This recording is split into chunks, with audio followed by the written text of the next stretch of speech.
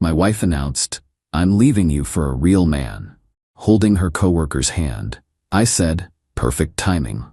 When my lawyer walked in with photos of her 5 other affairs, her real man realized he wasn't even that special. I, 34, male, was sitting in our living room when Diana, 32, walked in with her coworker Brett, 28. She had that look. You know, the one where someone thinks they're about to deliver life-changing news and expects you to crumble. "We need to talk," she said, grabbing Brett's hand for courage. I muted the game. "Sure. I'm leaving you for a real man." She squeezed Brett's hand tighter. "Someone who actually appreciates me, who doesn't just sit around watching sports and playing video games." Brett puffed up his chest a bit. Poor guy. I checked my phone. Actually, perfect timing. What? Diana's dramatic moment deflated slightly. "My lawyer should be here in about..." The doorbell rang. Now. Eleanor Hastings walked in carrying a banker's box.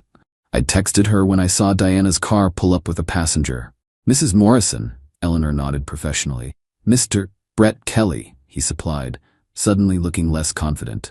Eleanor set the box on our coffee table. "Mr. Morrison, shall we proceed?" "Wait, what's going on?" Diana demanded. "Why is there a lawyer here? Remember 6 months ago when you said you were working late more often?"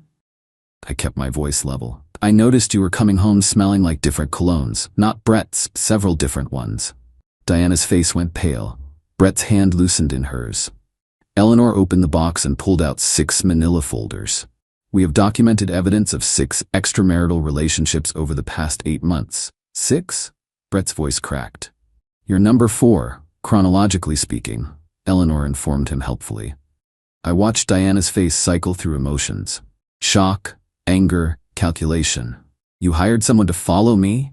That's sick." "No, I hired a forensic accountant."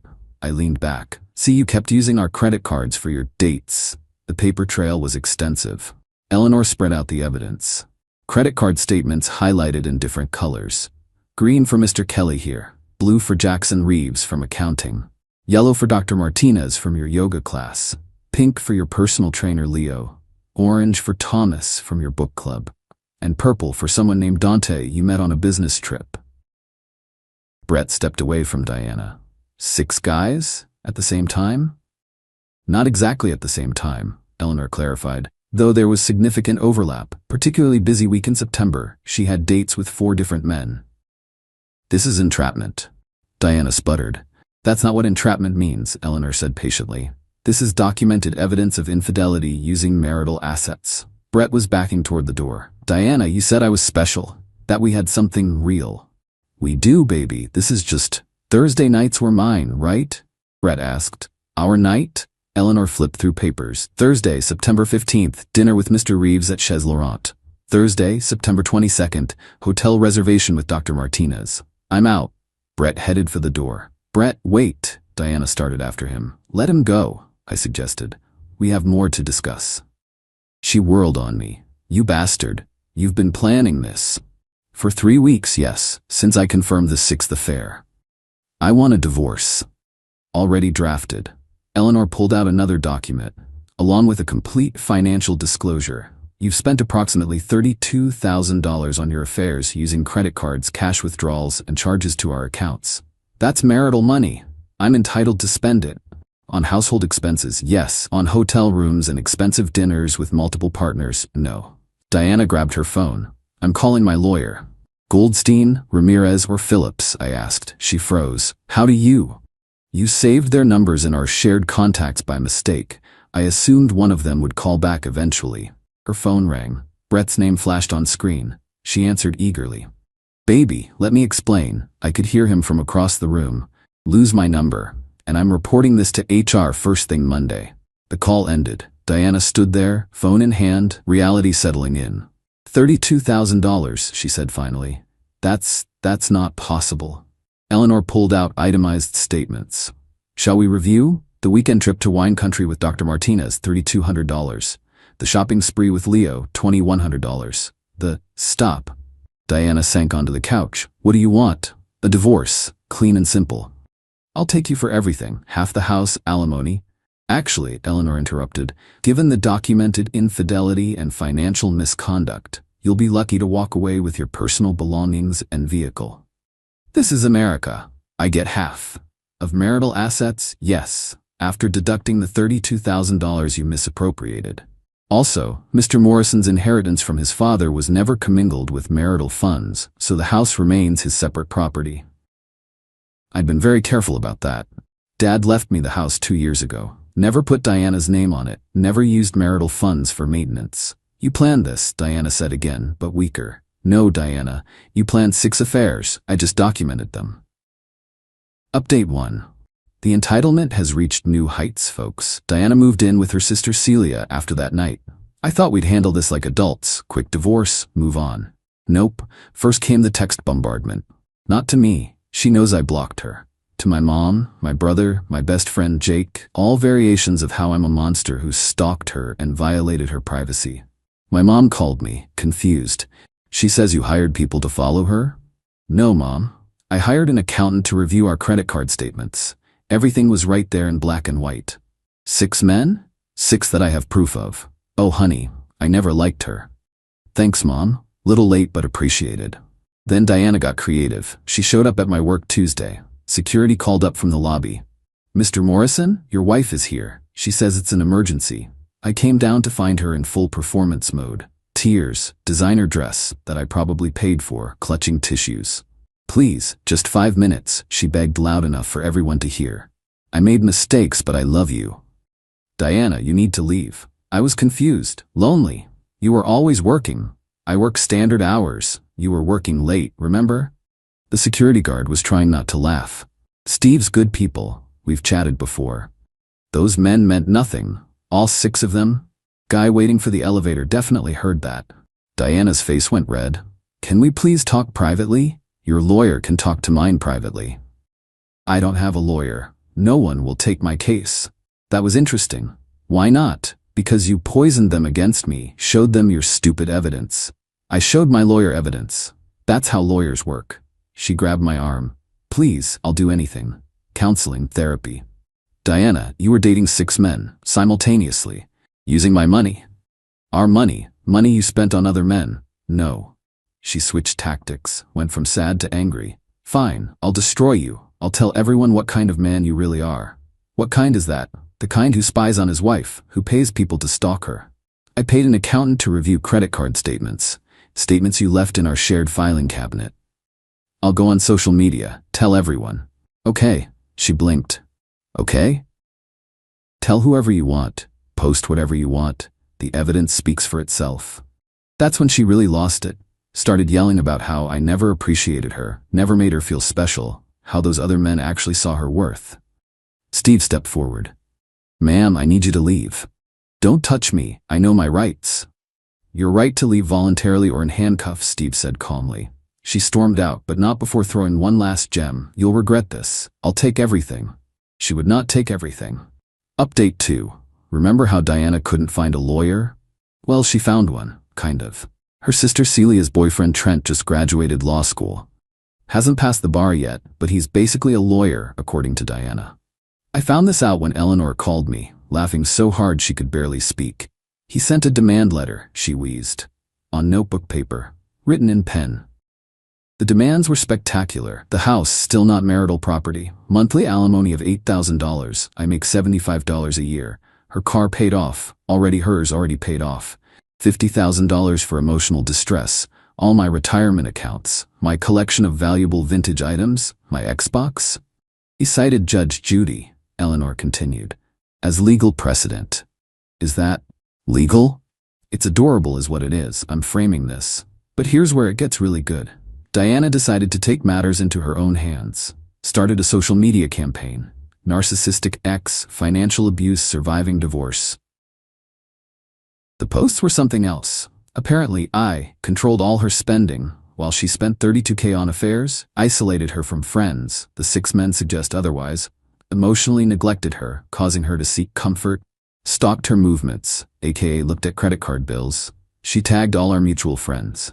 Big mistake. Jake's wife Lauren commented, "Didn't you bring some guy named Leo to our barbecue last month, while married?" My coworker Brad, "Wait, is this why you asked me to lie about you being at that work conference?" Her yoga classmate, "Girl, you told me you were divorced already when you started dating Roberto." "Roberto," I texted Eleanor, Who's Roberto? Checking. Ah, the massage therapist. Paid cash, so we missed him. That makes 7. The comments kept rolling in. Diana kept deleting and reposting, but screenshots were already circulating.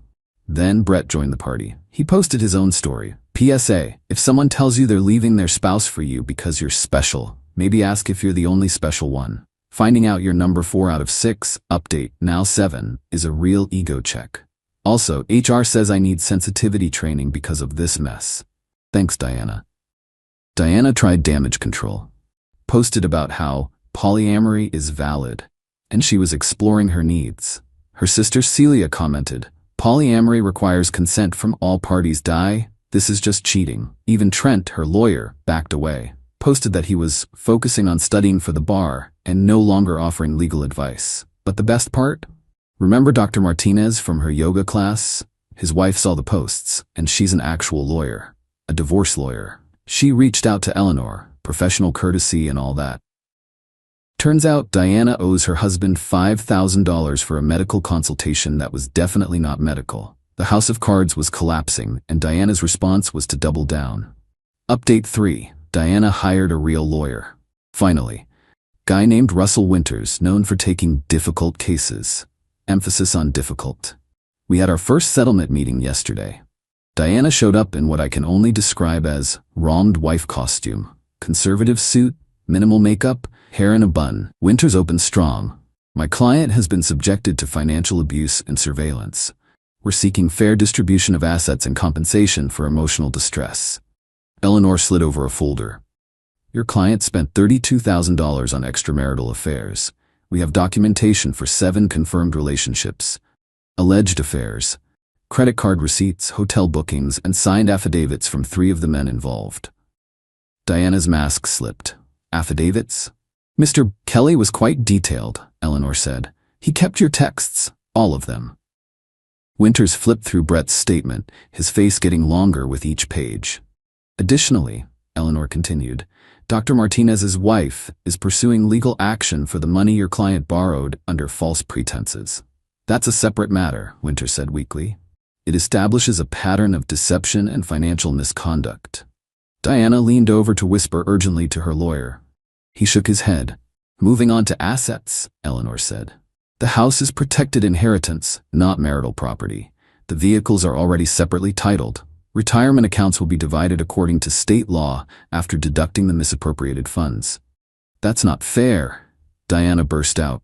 I supported him. I made that house a home. You lived there rent-free for 2 years while spending marital funds on dates with other men, I said calmly. You never made me feel appreciated. I appreciated you. I just didn't know I was sharing you with half the city. Winters tried to regain control. My client is willing to accept a modest settlement to avoid prolonged litigation. Eleanor smiled. How modest? The house. No, half the house's value. It's not marital property. Then $100,000. For what? Pain and suffering. Eleanor laughed. Actually laughed. Your client caused pain and suffering. She doesn't get paid for it. Diana stood up.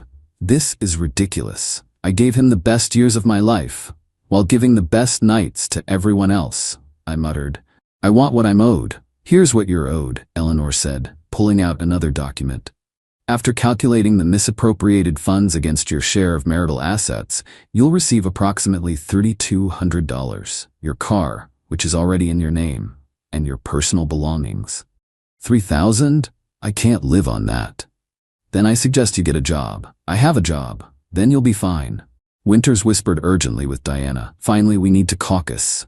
They left for 20 minutes. When they returned, Diana looked defeated but determined. We want the vintage collection, Winters said. I looked at Eleanor confused. She checked her notes. The Xbox and the baseball cards and the signed jerseys. I almost laughed. My Xbox is 5 years old. The baseball cards are reprints worth maybe $50. The jerseys are from the team store. Total value might be $500. Diana's face fell. But you said they were valuable. No, you assumed they were when you saw them in protective cases. I just like keeping my stuff nice. Winters closed his folder. We'll need time to reassess. As they left, Diana turned back. This isn't over. Actually, it pretty much is, Eleanor said cheerfully. Final update. The divorce was finalized last week. Diana fought until the end, but reality has a way of winning. Final settlement. Diana got her car and personal belongings, $3,200 from marital assets after deductions. Half of my 401k, about $12K as required by state law. No alimony, no house, no Xbox. That was a weird hill to die on. The best part? The aftermath. Brett got fired. Not for the affair, for lying about client meetings that were actually dates with Diana. Turns out, companies don't like expense report fraud. Dr. Martinez's wife divorced him and took him for everything. Diana was subpoenaed as a witness, had to admit under oath to borrowing money for a business opportunity that was actually a weekend trip. Leo, the personal trainer, lost his job at the gym when 3 other clients came forward about inappropriate relationships. Diana's social media campaign backfired spectacularly. She's basically unemployable in our city now. Who knew publicly admitting to affairs with coworkers and clients would hurt your professional reputation? Last I heard, she moved back in with her parents 2 states away. Celia told my mom, they still talk at the grocery store, that Diana's working at a call center and learning to budget. She texted me last month, just once. I'm sorry, I screwed up everything. Is there any chance we could talk? I didn't respond. Eleanor advised against any contact that could be misconstrued. But I did see her Instagram story last week. She forgot to block my gym account. She was at a bar with some new guy, captioned, "Finally found a real man who appreciates me." Someone commented, "Is this number 8, or did you restart the count?" She deleted it within an hour. As for me, I'm good. House is quiet, started playing basketball again with Jake and the guys. Got a promotion at work? Turns out not having drama at home improves your focus. Who knew? My brother asked if I regret anything. Honestly, just that I didn't look at those credit card statements sooner. Could have saved myself about 20 calories. But hey, expensive lesson learned. When someone shows you who they are, believe them. And when they show 6 other guys who they are on your dime, definitely believe the credit card statements. Thanks for following along, Reddit. Remember to check your statements, trust your gut, and maybe don't date someone who thinks Judge Judy is legal precedent. Oh, and Brett started a podcast about surviving narcissistic relationships. Diana threatened to sue him for defamation. He called it free advertising.